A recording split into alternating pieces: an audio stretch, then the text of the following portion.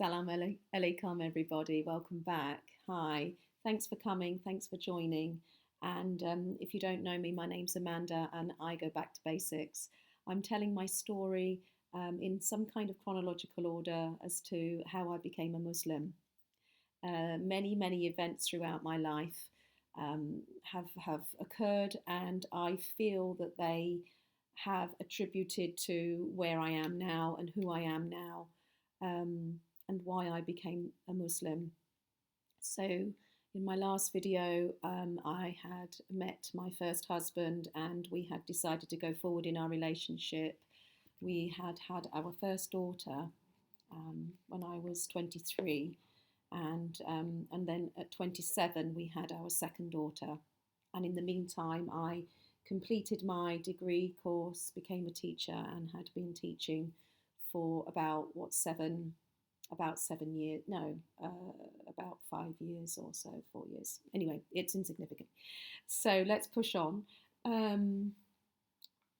During the time that I was in my marriage and raising the children, I struggled to find a sense of who I was.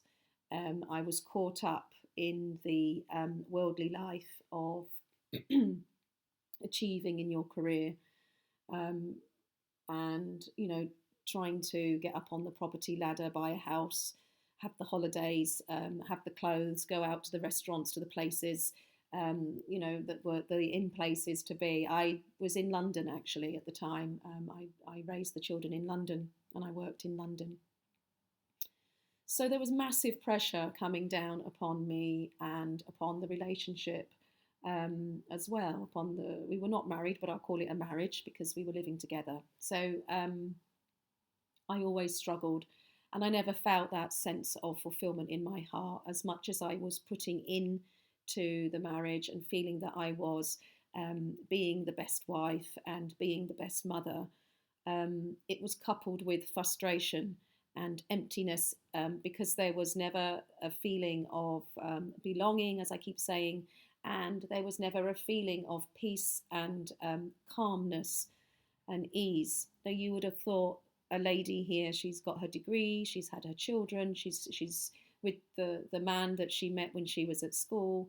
What more does she want? Why doesn't she feel the sense of ease and comfort? Well, I think what it was that I was attaching too much to the external world, to the worldly life, to humans, to my husband, to the children, and kind of grabbing and squeezing them in hope that, if I put into them my energy and my time and my love, I should get back and I should fulfill it in my heart.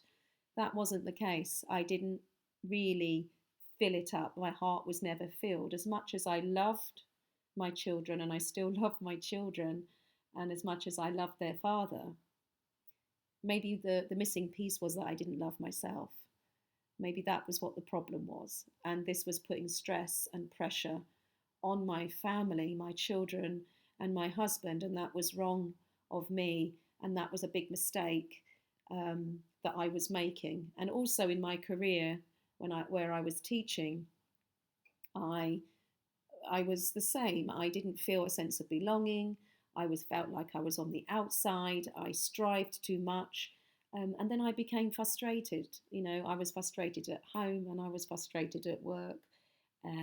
So then my actions were a little bit aggressive, and I was really a person who just wasn't satisfied and hadn't found what it was. I just hadn't found it. I didn't know it. I thought maybe this was how it should be. I'm going to leave it there. I think I've said enough for today. In the next video, I'm going to talk about the day we married. Alhamdulillah, it was a beautiful day. And then I will talk about a bump that happened in the road before we got married. Have a fantastic day, and all the very best to you all.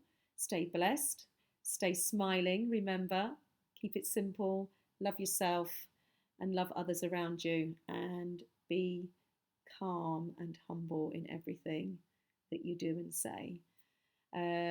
Alaikum salam and masalama and goodbye. Have a great day.